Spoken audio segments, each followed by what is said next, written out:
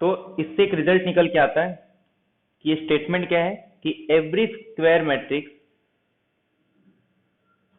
क्योंकि ये result in general लिख रहे हैं हम लोग, कोई भी ए मैट्रिक्स है तो every square matrix can be uniquely express, उसको हम यूनिकली एक्सप्रेस कर सकते हैं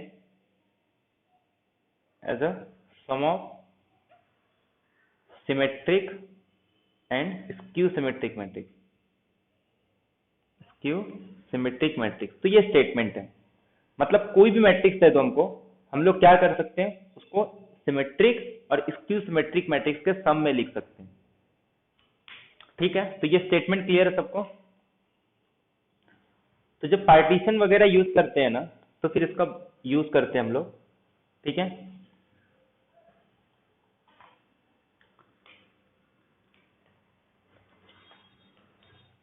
और भी कुछ ऐसे रिजल्ट है, जैसे कि ए और बी सिमेट्रिक मैट्रिक्स है तो A plus B symmetric matrix होगा। से प्रूव कर सकते हो कि A plus B symmetric matrix होगा, ए माइनस बी भी सिमेट्रिक मैट्रिक्स होता है, और A B plus B A symmetric matrix होगा। ऐसे स्क्यू सिमेट्रिक मैट्रिक्स में भी प्रूव कर सकते हैं कि ए बी प्लस बी ए करेंगे तो सिमेट्रिक होगा, लेकिन अगर ए बी माइनस बी ए करेंगे तो वो स्क्यू सिमेट्रिक मैट्रिक्स होता है।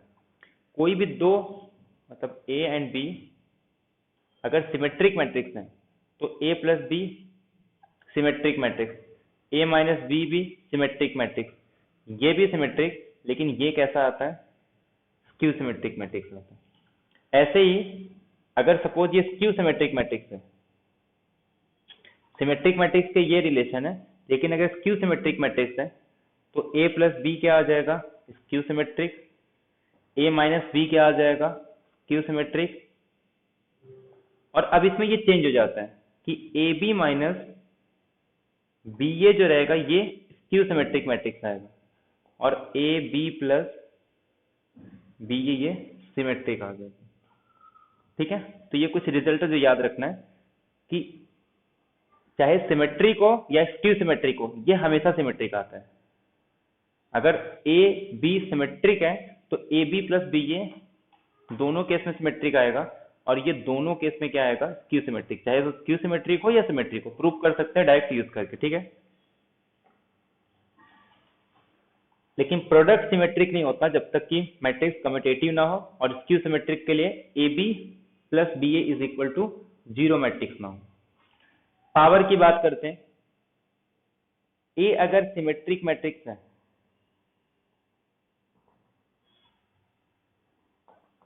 तो मैं ए स्क्वायर करूं तो भी सिमेट्रिक मैट्रिक्स आएगा, ए का क्यूब करूंगा तब भी सिमेट्रिक मैट्रिक्स आएगा, ए रेस टू 4 करूंगा तब भी सिमेट्रिक मैट्रिक्स आएगा। लेकिन ए अगर एक स्क्यू सिमेट्रिक मैट्रिक्स है तो ये रिजल्ट नहीं होता। जैसे एक एग्जांपल ले लेते हैं, 1 0 0 -1 और 1। ठीक है, ये अपने पास स्क्यू सिमेट्रिक मैट्रिक्स है। मैं एक काम करता हूँ, इसका स्क्वायर लेता हूँ, तो इसका स्क्वायर क्या आ जाएगा, 0 -1 1 और 0, तो ये आ जाएगा अपना 0 -1 और ये 0, ये 0 और ये -1। ये कैसा मैट्रिक्स है, सिमेट्रिक मैट्रिक्स आ रहा है। ये स्क्यू सिमेट्रिक मैट्रिक्स है क्या, नहीं। अब इसी का ए क्यूब ले लेते हैं, तो जब ए क्यूब लेंगे तो ये क्या आ जाएगा, 0 -1 1 और 0। जब इसको मल्टीप्लाई करूंगा तो ये 0 ये 0, इससे मल्टीप्लाई करूंगा तो 1 और ये 0, ये करूंगा तो 0 और ये -1 और ये 0 और 0। तो इसका मतलब क्या आ रहा है कि कोई भी स्क्यू सिमेट्रिक मैट्रिक्स है ना, जब उसका ए स्क्वायर कर रहा हूं तो कैसा मैट्रिक्स आ रहा है, सिमेट्रिक, और उसका जब ए क्यूब कर रहा हूं तो स्क्यू सिमेट्रिक मैट्रिक्स आ रहा है। इससे क्या पता चल रहा है, अगर इसको और जनरलाइज करेंगे तो ए अगर एक स्क्यू सिमेट्रिक मैट्रिक्स है तो जो उसका इंटीग्रल पावर होगा, अगर वो इवन है तो सिमेट्रिक, ऑड है तो स्क्यू सिमेट्रिक। तो ये क्लियर है सबको कि ए अगर एक सिमेट्रिक मैट्रिक्स है तो उसका कोई भी पावर करो, ऑड पावर करेंगे तब भी सिमेट्रिक आता है, इवन पावर करते हैं तब भी सिमेट्रिक आता है। लेकिन वही चीज स्क्यू सिमेट्रिक मैट्रिक्स के केस में नहीं है। स्क्यू सिमेट्रिक डिपेंड करता है कि उसका पावर इवन है या ऑड है। अगर ऑड पावर है तो हम लोग बोलेंगे कि स्क्यू सिमेट्रिक मैट्रिक्स है, लेकिन अगर इवन पावर आ रहा है तो वो क्या आएगा, सिमेट्रिक मैट्रिक्स। ये क्लियर है सबको?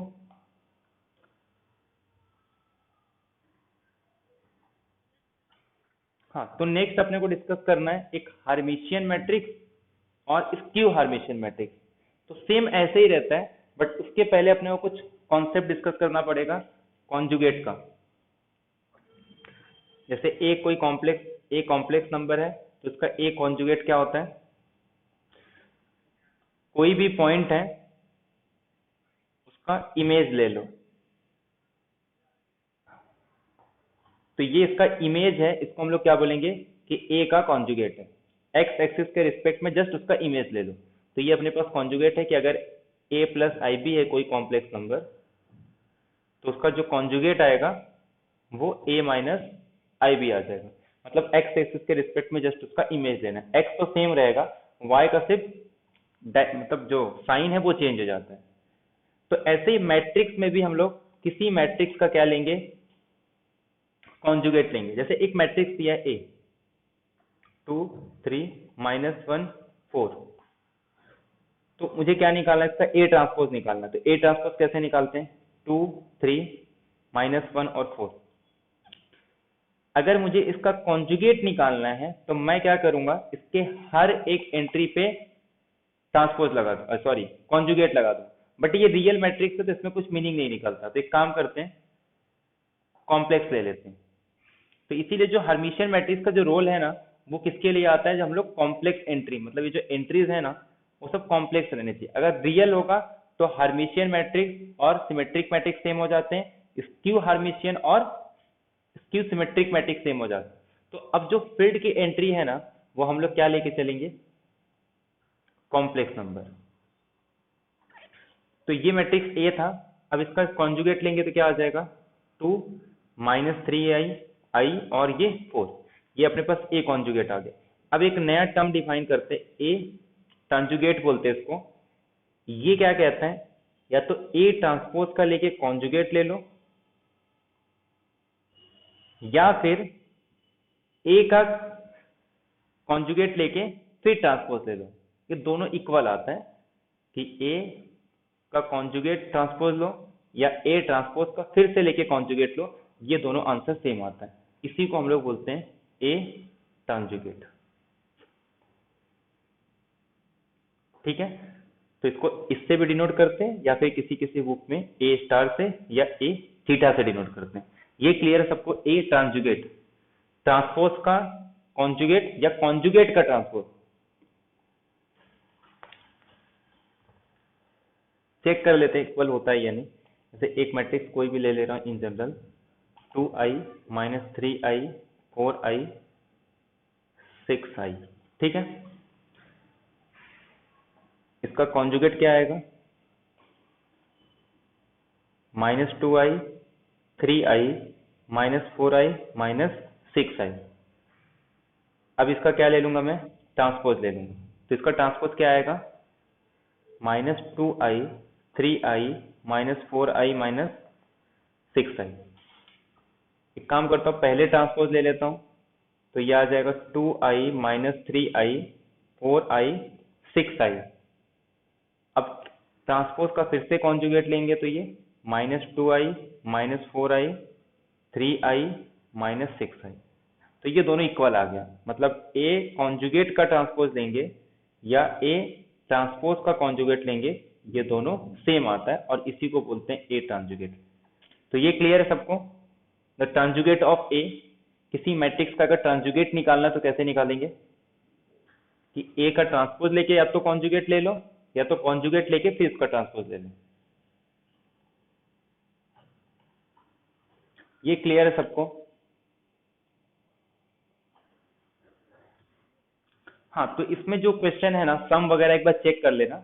जैसे ये सब है, मैं कुछ प्रॉपर्टी बता देता हूँ जो ये होमवर्क रहेगा, जस्ट इसका यूज करके, जैसे हम लोग ट्रांसपोज के लिए लिए थे वैसे सेम इसके लेना। तो रिजल्ट क्या है, कॉन्जुगेट के लिए कुछ रिजल्ट देखते हैं और कुछ ट्रांजुगेट के लिए। कि ए कॉन्जुगेट का कॉन्जुगेट लेंगे तो फिर से क्या आ जाएगा, ए आ जाएगा, ठीक है। सेकेंड। अब यहाँ पे ये प्रॉब्लम आ जाता है कि जब के ए का जब हम लोग ट्रांसपोज लेते हैं ना, यहाँ पे मैट्रिक्स कैसा है, कॉम्प्लेक्स मैट्रिक्स है, तो ये जब ए पे कॉन्जुगेट लगेगा और ये ए पे भी कॉन्जुगेट लगता है, इसके वजह से जो हम लोग हार्मिशियन का सबस्पेस बनाते हैं ना, वो सॉरी हार्मिशियन, अगर सबसेट में हार्मिशियन मैट्रिक्स ले रहे हैं तो वो सब स्पेस फॉर्म नहीं करता है अगर उसकी एंट्री कहाँ से आ रहे, कॉम्प्लेक्स नंबर से आ रहे। उसका रीजन क्या है, सम ऑफ टू हार्मिशियन मैट्रिक्स हार्मिशियन तो हो जाता है लेकिन वो स्केलर में दिक्कत आता है। थर्ड, देखो ये तो ओपन हो जाएगा कि A conjugate plus B conjugate. Fourth, product में वही, इसमें कुछ नहीं, सीधे सीधे आ जाता है, ये सब हम लोग प्रूव कर चुके हैं कॉम्प्लेक्स नंबर में कि ए बी लेके फिर कॉन्जुगेट लो या ए बार इंटू बी बार, दोनों सेम आता है। अब इसी का यूज करके, ट्रांसपोज का यूज करके हम लोग ट्रांजुगेट डिफाइन करेंगे कि ए ट्रांजुगेट का ट्रांजुगेट फिर से क्या आ जाता है, ए के ए का ट्रांजुगेट। अब ट्रांजुगेट में ट्रांसपोज से तो के कोई इफेक्ट नहीं होगा, लेकिन इसमें जो कॉन्जुगेट यूज हो रहा है ना, वो कॉन्जुगेट की वजह से क्या प्रॉब्लम होगा इसको, कि ये अपने पास कॉन्जुगेट आ जाता है और ये ए स्टार आ जाएगा।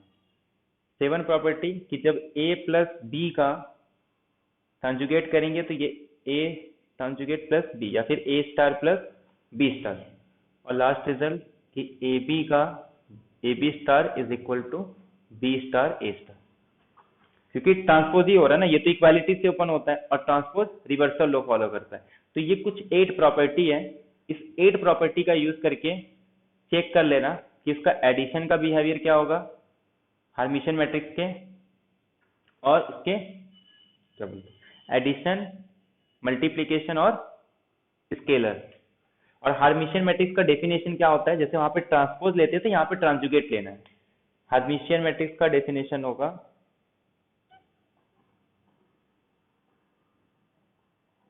ऐसा मैट्रिक्स जिसमें ए और इसका ट्रांजुगेट इक्वल होता है। ऐसे स्क्यू हार्मिशियन मैट्रिक्स क्या होगा,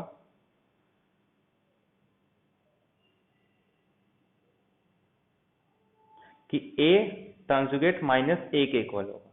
ठीक है, तो ये डेफिनेशन है हार्मिशियन मैट्रिक्स का और ये स्क्यू हार्मिशियन का। तो इसको प्रूव कर सकते हो कि सम होगा बट स्केलर में प्रॉब्लम आता है। अब इससे रिलेटेड कुछ हम लोग एग्जाम्पल देखते हैं। बाकी जो जो प्रॉपर्टी हम लोग सिमेट्रिक मैट्रिक्स के लिए किए थे वही सेम यहाँ पे भी देखना है। अब मैं एक काम करता हूँ, एक मैट्रिक्स ले रहा हूँ, ठीक है, या फिर एक सेट बना रहा हूँ, जैसे एक फॉर एग्जांपल एक सेट बना रहा हूँ, ठीक है। अब इस सेट के अंदर वो सारे मैट्रिक्स आएंगे सच दैट, और जो ए आई जे रहेगा सपोज वो कॉम्प्लेक्स नंबर को बिलोंग कर रहा है, कि ए का ए ट्रांसपोज करने पे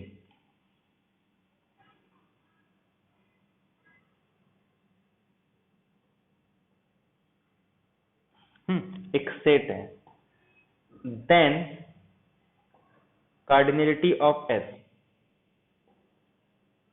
empty set,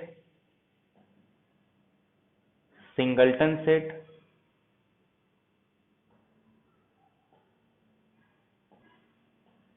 finite but more than one infinite set. कोई बताएगा इसका आंसर क्या होगा? एक सेट डिफाइन कर रहा हूं जिसमें वो मैट्रिक्स होंगे कि ए और ए स्टार का प्रोडक्ट करने पे आंसर ये आएगा। ठीक है, तो ऐसे कितने मैट्रिक्स होंगे, मतलब ऐसे कितने मैट्रिक्स है जो इस कंडीशन को सेटिस्फाई करते हैं? कोई इसका आंसर बताएगा, उसका लॉजिक क्या है?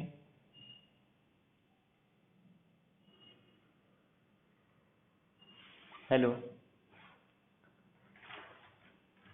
कोई बताएगा इसके पीछे का लॉजिक क्या है?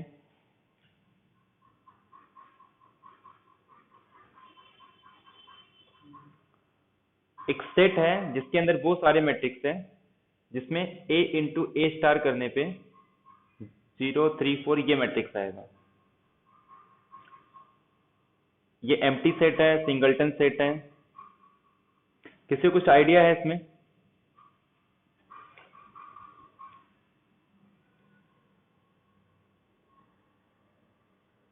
रीजन क्या है? क्या लॉजिक है, एम्प्टी सेट क्यों आएगा? शॉर्ट में लॉजिक बताओ, उसके बाद हम लोग प्रूव करेंगे कि क्यों इसमें एम्प्टी आएगा, ये सिंगलटन होगा, फाइनाइट सेट होगा, ये इनफाइनाइट सेट होगा। किसी को लॉजिक पता है इसके?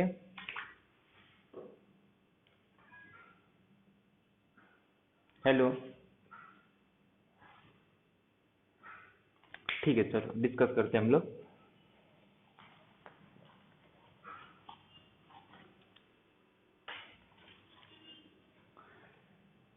एक मैं मैट्रिक्स ले रहा हूँ, सपोज कोई भी इन जनरल मैट्रिक्स ले रहा हूँ और उसका ए ट्रांसजुगेट लेते हैं।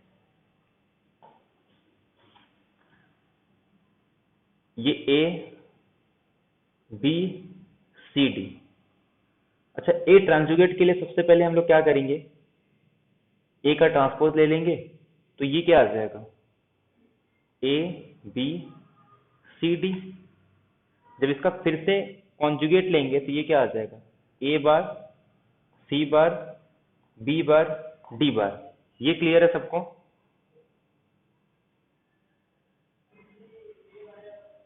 यहां तक क्लियर है सबको? रुको रुको रुको, ये क्या हो गया, A B bar C bar D बार ऐसे। कि पहले क्या किया हम लोग, उसका ट्रांसपोज दिए और फिर उसमें कॉन्जुगेट लगा दिए। अब क्या करेंगे, ए को ए स्टार से मल्टीप्लाई करेंगे। अब इसमें ध्यान दो, हम लोग को ना बाकी एंट्री से मतलब नहीं है, इसमें सिर्फ ट्रेस से मतलब है। जो रिजल्ट है ना वो ट्रेस के लिए है। अब अगर मुझे डायगोनल का एलिमेंट चाहिए, ट्रेस का प्रॉपर्टी तो आपको पता ही होगा, ट्रेस क्या होता है कि A I I I is going from 1 to n। ठीक है, ये डेफिनेशन होता है कि डायगोनल एलिमेंट का सम ले लो। तो इसमें कौन कौन से एलिमेंट आएंगे, इसको किससे मल्टीप्लाई करूंगा, ए इंटू ए बार से, प्लस बी को किससे मल्टीप्लाई करूंगा, बी इंटू बी बार से। ये हो गया मेरा फर्स्ट एंट्री। ऐसे ये क्या होगा, ये कौन सा एंट्री होता है, ए टू टू। इसका मतलब ये सेकेंड कॉलम और यहाँ सॉरी यहाँ का सेकेंड रो, यहाँ का सेकेंड कॉलम, सी इंटू सी बार डी इंटू डी बार। ये कुछ भी इससे अपने को मतलब नहीं। ये क्लियर है सबको? ये इतना क्लियर है सबको? मैंने एक मैट्रिक्स लिया, इन जनरल मैट्रिक्स, ये मैंने उसका ट्रांसजुगेट डिफाइन किया और अब मैं क्या कर रहा हूँ, ए इंटू ए स्टार ले रहा हूँ। और मुझे सिर्फ जो मतलब है ना उसके ट्रेस से मतलब है, बाकी एलिमेंट से मतलब नहीं है। तो मैं ट्रेस जब ले रहा हूँ तो ये A into A star, B into B star, C into C star, D into D star. यहां तक क्लियर है सबको? हाँ, अब सुनो, अगर अब मैं इसका ट्रेस डिफाइन करूं ए इंटू ए स्टार, तो क्या आ जाएगा, ये A into A conjugate, B into B conjugate, C into C conjugate, D into D conjugate. अब अपने को ये पता है कि जेड इंटू जेड कॉन्जुगेट क्या होता है, मॉडुलस ऑफ जेड का स्क्वायर, मॉडुलस ऑफ ए का स्क्वायर, मॉडुलस ऑफ बी का स्क्वायर, मॉडुलस ऑफ सी का स्क्वायर, मॉडुलस ऑफ डी का स्क्वायर। अब सपोज अगर ट्रेस जीरो हो गया, मान लेते हैं कि ए इंटू ए स्टार का ट्रेस क्या हो गया, जीरो हो गया, तो इसका मतलब क्या हो गया कि मॉडुलस ऑफ ए का स्क्वायर, मॉडुलस ऑफ बी का स्क्वायर, मॉडुलस ऑफ सी का स्क्वायर, मॉडुलस ऑफ डी का स्क्वायर, ये जीरो होगा। अब ये जीरो कब होगा, जब सारे पॉजिटिव नंबर है, तो सारे पॉजिटिव नंबर का सम तभी जीरो होता है जब हर एक टर्म जीरो हो जाए। मतलब modulus of A square zero, modulus of B square zero, modulus of C square zero. किसी नंबर का स्क्वायर जीरो कब होगा, जब मॉडुलस ऑफ ए जीरो होगा, modulus of B zero, modulus of C zero, modulus of D zero. किसी भी value का modulus कब जीरो होता है, जब खुद व्यक्त मतलब खुद कॉम्प्लेक्स नंबर जीरो।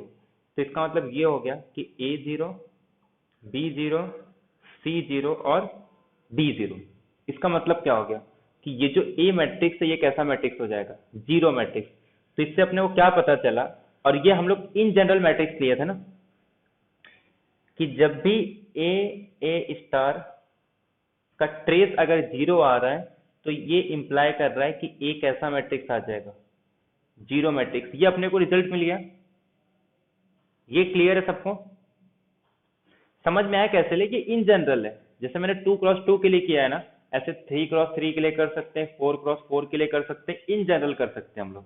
बट अपने को रिजल्ट पता चल गया कि जब भी a इंटू ए स्टार का ट्रेस जीरो होगा, ये तभी पॉसिबल है जब मैट्रिक्स क्या होना चाहिए, जीरो मैट्रिक्स। ये किसको इम्प्लाई करता है कि मैट्रिक्स जीरो है। ये क्लियर है सबको लॉजिक, कि A इंटू ए स्टार का ट्रेस जीरो होना इस बात को इम्प्लाई करता है कि मैट्रिक्स जीरो है, अदरवाइज ये कभी नहीं हो सकता। ये रिजल्ट पता चला सबको।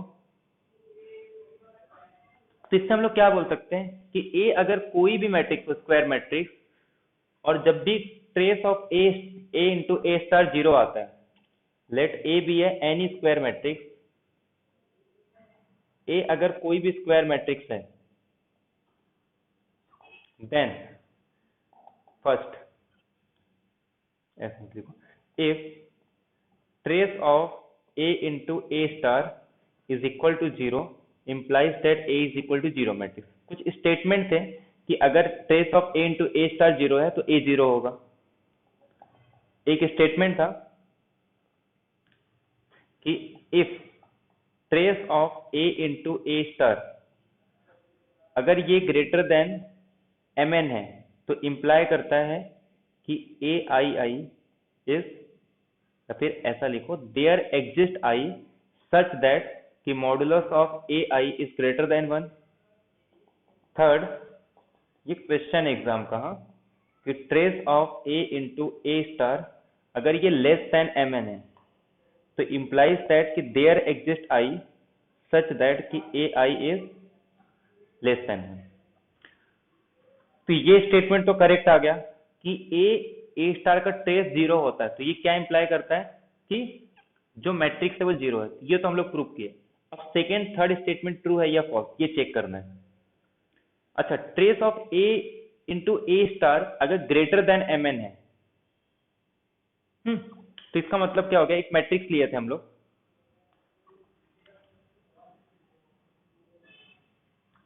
तो ये trace A into A star होगा क्या, जैसे मैं ले रहा हूं ट्रेस इंटू ए स्टार, इसके जितने भी एलिमेंट है उनका मॉडुलस होगा, मतलब a1 का स्क्वायर, a2 का स्क्वायर, ऐसे जितने भी एंट्री है, ठीक है, ये सारे एंट्री आ जाते हैं ना उसमें, मतलब जितने भी एलिमेंट है, अगर टोटल mn एलिमेंट है तो ऐसा लिख लो amn, ये सब एलिमेंट का स्क्वायर होगा। अब अगर ये mn से ग्रेटर है, इसका मतलब क्या है कि जितने भी एंट्री है उसके पास, अगर उनका मॉडुलस ग्रेटर आ रहा है तो एक तो ऐसा एक आई आएगा ना कि जिसकी वैल्यू लेस देन वन होगी, अरे ग्रेटर देन वन होगी।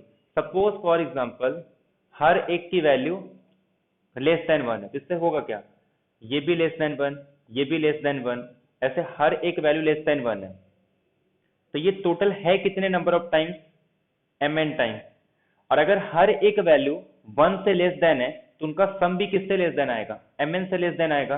बट इसमें गिवन क्या दिया है कि mn की वैल्यू ग्रेटर देन n है, तो ये पॉसिबल नहीं होगा। मतलब एक तो ऐसा इंडाइसिस मिलेगा जिसका मॉडुलस क्या आने वाला है, ग्रेटर देन वन आएगा।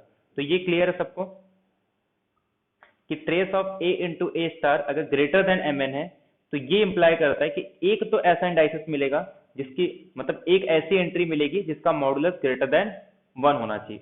ऐसे ये भी क्लेम कर सकते हैं कि अगर सपोज ऐसा कोई आई नहीं मिल रहा है, इसका मतलब क्या है कि हर एक आई का, मतलब हर एक एंट्री जो है उसका मॉडुलस क्या है, ग्रेटर देन वन है। सपोज ये ग्रेटर देन वन हो गया, तो greater than one, greater than one, ऐसे टोटल कितने टर्म्स हैं, सब प्लस है ना, तो कुछ कैंसिल तो होगा नहीं, ये भी वन से ग्रेटर देन, ये भी वन से ग्रेटर देन, टोटल टर्म कितने mn, तो वो किससे ग्रेटर देन हो जाएगा, mn से ग्रेटर देन। बट कंडीशन क्या दिया, लेस देन, तो ये तीनों स्टेटमेंट करेक्ट हो जाएंगे। समझ में आया सबको ये। तो ये एग्जाम का क्वेश्चन था। और एक दिया था कि अगर ट्रेस mn इक्वल हो जाएगा तो एक ऐसी वैल्यू आएगी जिसका एलिमेंट, मतलब जिसका मॉडुलस वन होगा, तो उसके लिए काउंटर एग्जांपल मिल जाएगा कि वो ट्रू नहीं होता। तो अब इसका आंसर दो, जो मैंने क्वेश्चन लिखा था, ठीक है, कि ए कोई भी मैट्रिक्स है कि जिसमें a into A transjugate is equal to, ये कैसा ही मैट्रिक्स बना सकते हैं अपने ऊपर, यहाँ पे कोई भी एलिमेंट लिखो कुछ फर्क नहीं पड़ता। तो क्या आएगा इसका आंसर, इसमें कितने मैट्रिक्स होंगे जो इस कंडीशन को सेटिस्फाई करते हैं। तो अगर इसका कार्डिनलिटी पूछा है तो क्या आएगा इसका कार्डिनलिटी?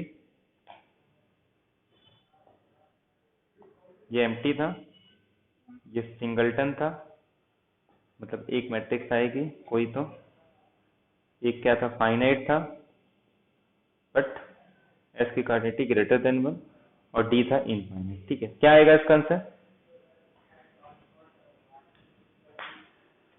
अब बताओ इसका आंसर क्या आएगा?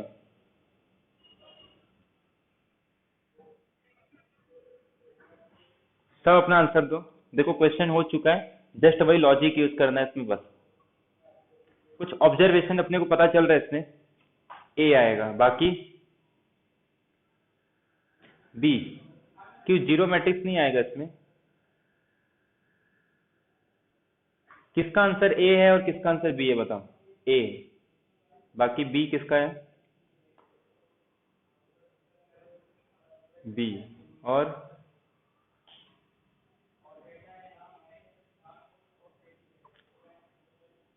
और किसी का answer A B C D में से? अब ध्यान दो, हम लोग क्या रिजल्ट देख के आए कि ए इंटू ए ट्रांजुगेट, ठीक है, इसका अगर ट्रेस जीरो आ गया तो ये क्या इंप्लाई करता है कि जो ए है वो जीरो मैट्रिक्स आ जाएगा। ये हम लोग देख के आ रहे हैं, ठीक है। तो इसका मतलब क्या हो गया, ये देखो इसका ट्रेस जीरो है, तो ये कंडीशन होल्ड हो गया कि ए इंटू ए स्टार का जो ट्रांसपोज जीरो आ रहा है, मतलब ए इंटू ए ट्रांजुगेट का जब हम लोग ट्रेस ले रहे हैं वो जीरो आ रहा है, तो इससे क्या इंप्लाई हो गया कि ए जीरो मैट्रिक्स है। तो इसके अंदर अगर कोई मैट्रिक्स होगा तो वो सिर्फ जीरो होगा, बट इसमें जीरो मैट्रिक्स है या नहीं ये नहीं पता है। बट अगर कोई मैट्रिक्स इस कंडीशन को सपोज सेटिस्फाई करेगा तो वो सिर्फ क्या हो सकता है, जीरो मैट्रिक्स, या तो एक भी नहीं होगा। अब एक काम करते हैं, डायरेक्ट जीरो मैट्रिक्स पुट करते हैं। सपोज ए जीरो मैट्रिक्स है, तो इसका ट्रांजुगेट क्या आएगा? किसी जीरो मैट्रिक्स का ट्रांसपोज भी जीरो मैट्रिक्स आता है, और जब सब एंट्री जीरो है तो उसका कॉन्जुगेट लेंगे तो वो भी क्या आएगा, जीरो मैट्रिक्स। तो ए इंटू ट्रांजुगेट क्या आ जाएगा, एक भी मैट्रिक्स अगर जीरो मैट्रिक्स आ गया तो उनका प्रोडक्ट भी क्या आता है, जीरो मैट्रिक्स। दोनों नॉन जीरो मैट्रिक्स है तो उसके प्रोडक्ट के बारे में कुछ नहीं बोल सकते, लेकिन अगर एक भी मैट्रिक्स जीरो आ गया तो उनका प्रोडक्ट क्या आता है, जीरो मैट्रिक्स आता है। तो क्या ये जीरो मैट्रिक्स है? देखो, किसी मैट्रिक्स का अगर ट्रेस जीरो होगा ना तो वो क्या इंप्लाई करता है कि मैट्रिक्स जीरो होगा। बट ये भी तो चेक करना है ना कि जीरो मैट्रिक्स इस कंडीशन को सेटिस्फाई कर रहा है। तो मैं अगर जीरो मैट्रिक्स लूंगा ना, उसके सारे एंट्री क्या आ जाएंगे, जीरो आ जाएंगे, बट इसके सारे एंट्री जीरो नहीं है। इसका मतलब क्या आ जाएगा कि इस सेट के अंदर जो कार्डिनलिटी आएगी वो जीरो, या फिर ये बोल सकते हैं कि एस जो है वो एक एम्प्टी सेट है। एस एम्प्टी सेट है और इसकी कार्डिनलिटी कितनी आ जाएगी, जीरो। क्लियर है सबको अभी ये? हाँ, अगर मैं ऐसे लिख दूं तो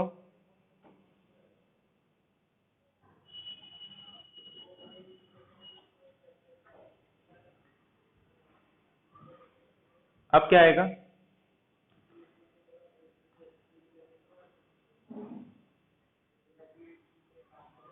अब बताओ अब क्या आंसर आएगा इसका?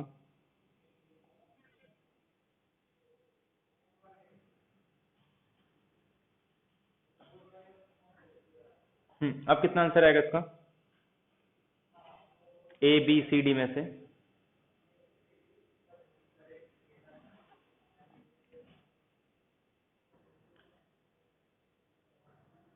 बी, अरे बी, हाँ।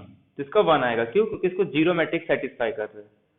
ठीक है, तो अब इसका आंसर भी आएगा, लेकिन अगर ये कोई और मैट्रिक्स दिया होता, अगर मैं यहाँ पे वन भी लिख दूं ना, तब भी इसका आंसर ये आएगा, ठीक है। अच्छा, अब क्या आएगा?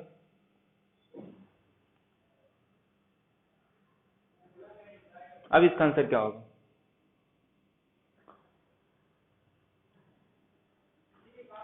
जीरो वन टू,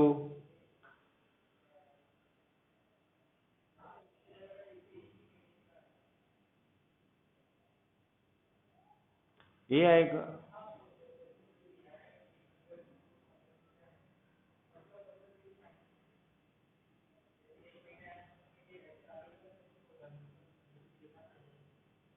क्या आएगा इसका आंसर अभी?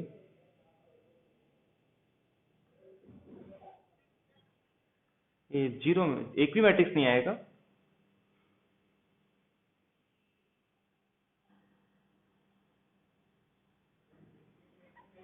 ठीक है, अपने को सिर्फ इससे मतलब है ना, तो इसका मतलब क्या है, फर्स्ट एंट्री कैसे आता है, ए को ए बार से, बी को बी बार से, सी को सी बार से, ठीक है।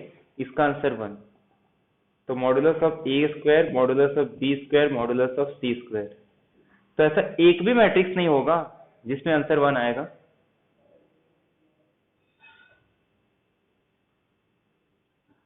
अरे बी और सी को जीरो ले लो, इसमें आई लिख दो, तब भी आंसर वन आएगा। इसमें ऐसा कोई भी मैट्रिक्स ले लो जिसका यूनिटी आता हो, जैसे 1/√2 प्लस आई 1/√2, सबका आंसर वन ही आएगा ना। इसमें तो बहुत चॉइसेस है, या फिर इसको जीरो ले लो, इसको चेंज कर दो, तीन तो वैसे ही मिल जाएंगे ना। ए को वन ले लो, बी को जीरो, सी को जीरो, या फिर ए को जीरो ले लो, बी को जीरो ले लो, सी को वन ले लो, ऑप्शन एलिमिनेट हो गया। बचे कितने से इनफाइनाइट डिफाइन कर सकते हैं, इसको जीरो जीरो ले लो, इस पे इनफाइनाइट चॉइस है, इन दोनों को जीरो ले लो, इस पे इनफाइनाइट चॉइस है। समझ में आ रहा है सबको? तो ऐसे इनफाइनाइट चॉइस मिलेंगे, तो आंसर क्या आएगा इसका? इनफाइनाइट। क्लियर है सबको ये?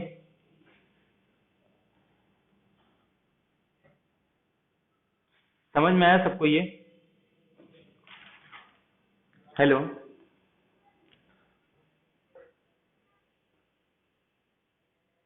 सुनो, अपने को क्या ढूंढना है कि क्या कोई ऐसा मैट्रिक्स है जो इसको सेटिस्फाई करता हो, ठीक है।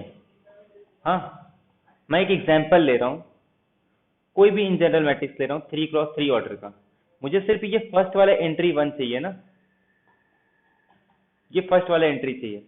तो जब ए और ए ट्रांजुगेट को मल्टीप्लाई करते हैं, तो ये पहला एलिमेंट कैसे मल्टीप्लाई होता है, जैसे मैं यहाँ पे A B C T F G H I लूंगा, तो यहाँ पे जो एंट्री आएंगे ना वो ये टाइप के आते हैं ना, ये टाइप के ही आते हैं ना। तो यहाँ पे सिर्फ वन लिख रहा हूँ, बाकी तो जीरो आएंगे और ये सिर्फ वन आएगा। तो ये कैसे बनता है, ए को ए कॉन्जुगेट के साथ, बी को बी कॉन्जुगेट के साथ, सी को सी कॉन्जुगेट के साथ, और इसका आंसर क्या आना चाहिए वन। बाकी जितने भी कॉम्बिनेशन आएंगे ना वो सब जीरो आएंगे, तो उससे अपने को लेना देना नहीं। तो मैं काम करता हूँ ए इंटू ए बार, बी इंटू बी बार, सी इंटू सी बार, इसका आंसर वन आना चाहिए।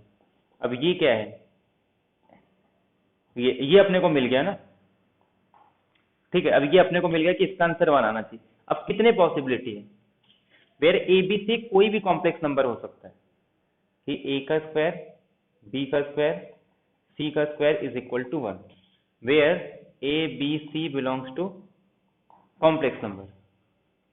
अब एक काम करो, ए को ले लो 1 + 0i, बी को ले लो 0 + 0i, सी को ले लो 0 + 0i।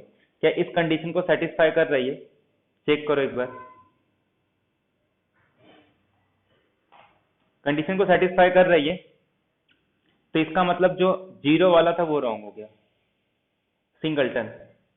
इसको ले लो 0 + 0i, 1 + 0i, 1 + 0i, सिंगलटन वाला एलिमिनेट हो गया। ये इसको सेटिस्फाई कर रहा है।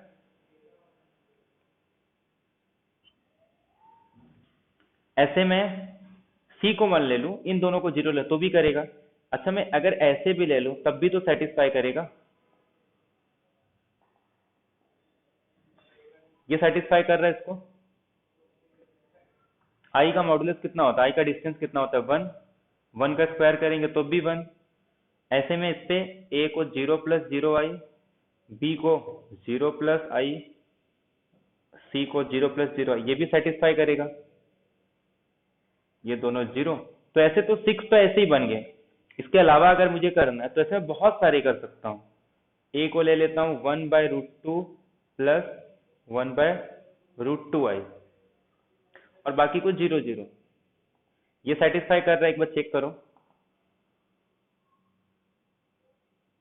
सेटिस्फाई कर रहे पक्का? क्यों?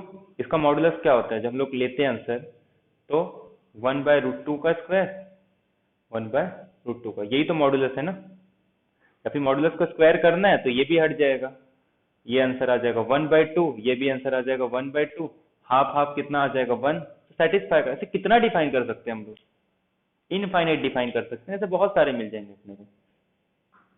तो उसका आंसर कितना आएगा, इनफाइनाइट आएगा। तो सिर्फ कंडीशन किसके लिए है, वो 0 0 के लिए है कि वो एम्प्टी सेट आएगा या तो सिंगलटन सेट आएगा, क्योंकि सिर्फ 0 ऐसा मैट्रिक्स है जिसका ए इंटू ए स्टार का जो ट्रेस आता है वो 0 आता है। ठीक है, तो ये सब हो गया। बाकी और कुछ इंपॉर्टेंट मैट्रिक्स बचे हैं, 2 लेक्चर और लगेगा, तो वो सब में उसमें ना पूरा कंप्लीट 2 या फिर 1 लेक्चर में हो जाएगा। एक बार मैट्रिक्स हो गया, बट उसके पहले कुछ और भी बताना है। जैसे एक लेक्चर में डिटरमिनेंट के बारे में पढ़ेंगे, ठीक है, कि अगर अपने को किसी भी टाइप का मैट्रिक्स दिया है उसका डिटरमिनेंट कैसे कैलकुलेट करते हैं। एक में देखेंगे ट्रेस का, तो डिटरमिनेंट देखेंगे, किसी भी टाइप का डिटरमिनेंट दिया है तो कैसे, अरे किसी भी टाइप का मैट्रिक्स दिया है तो उसका डिटरमिनेंट कैसे कैलकुलेट करेंगे। ये तो एक 40 मिनट के लेक्चर में जितने ट्रेस से रिलेटेड है ना, कि ट्रेस का प्रॉपर्टी और उससे रिलेटेड जो क्वेश्चन आए हैं, तो ये तो मतलब 40 मिनट्स के 2 लेक्चर में ये हो जाएगा, और ये 40 मिनट्स का। बाकी और एक 40 में 3 लेक्चर लगेंगे। 3 लेक्चर में डिटरमिनेंट, ट्रेस और जो बाकी के टाइप्स ऑफ मैट्रिक्स हैं, ये अपना पूरा कंप्लीट हो जाएगा। 3 मतलब 40 मिनट्स का 6 लेक्चर। उसके बाद फिर रैंक देखेंगे और system of linear, system of matrices. उसके बाद फिर अपना जो मेन टॉपिक है लीनियर ट्रांसफॉर्म मतलब वेक्टर स्पेस, उसके बाद फिर कंटिन्यू चलेगा, ठीक है। हाँ, तो जो टेस्ट रहेगा उसमें तो जितना अपना टॉपिक हुआ है मैट्रिसेस का, वो काउंटेबिलिटी का पूरा टॉपिक रहेगा टोटल। बाकी जो बचे हुए टॉपिक है वो हम लोग टेस्ट के बाद, और जो भी टॉपिक रहेगा वो सब नेक्स्ट वीक में कवर कर लेंगे, ठीक है। बाकी काउंटेबिलिटी का हर एक क्वेश्चन आएंगे। जैसे सपोज तुम लोग, बहुत लोग को तो आता ही होगा काउंटेबिलिटी का, तो वो देखो कि कितना आ रहा है और उसको कैसे कर सकते हैं, वो हम लोग टेस्ट के बाद जो 1 2 लेक्चर रहेंगे ना, तो टेस्ट के क्वेश्चन और प्लस जो टॉपिक बचे हुए हैं, जैसे फंक्शन का बचा हुआ है, continuous function, differentiable function, integration, वो सब बचा हुआ है, तो वो सब हम लोग कवर करेंगे। पॉलिनोमियल को प्रूफ वगैरह करेंगे। और अप्लाइड में ना पीडीई का बेसिक रहेगा, जो मतलब सेट वगैरह में आता है, ज्यादा हार्ड नहीं रहेगा, सिंपल वही कॉची सीक्वेंस जो सेट में आया था ना, सेम उसी लेवल का रहेगा। और ओडीई का भी, ठीक है। तो सिंपल सिंपल रहेंगे अप्लाइड का। जब तक अप्लाइड का स्टार्ट नहीं कर रहा हूँ ना, तब तक सिंपल सिंपल कर लेते हैं। उसके बाद फिर थोड़ा और एक्स्ट्रा उसमें ऐड करेंगे जो नेट में पूछा जाता है। और पार्ट ए में इस बार एक सिंप्लीफिकेशन का रहेगा। हाँ, तो सिंप्लीफिकेशन में ना थोड़ा ट्रिक वगैरह यूज करके स्पीड बढ़ाने की कोशिश करना, और बाकी सीरीज के क्वेश्चन रहेंगे, 3 to 4 क्वेश्चन रहेंगे इसके, ठीक है। तो संडे को टेस्ट रहेगा, कल सैटरडे है ना। हेलो। हाँ, कल फ्राइडे है पक्का। अच्छा, 21 है ना। हाँ, तो कल एक लेक्चर रहेगा फ्राइडे। तो कल एक लेक्चर और होगा, तो उसमें हम लोग बाकी का मैट्रिसेस कंप्लीट कर देते हैं, ठीक है। चलो, बाय।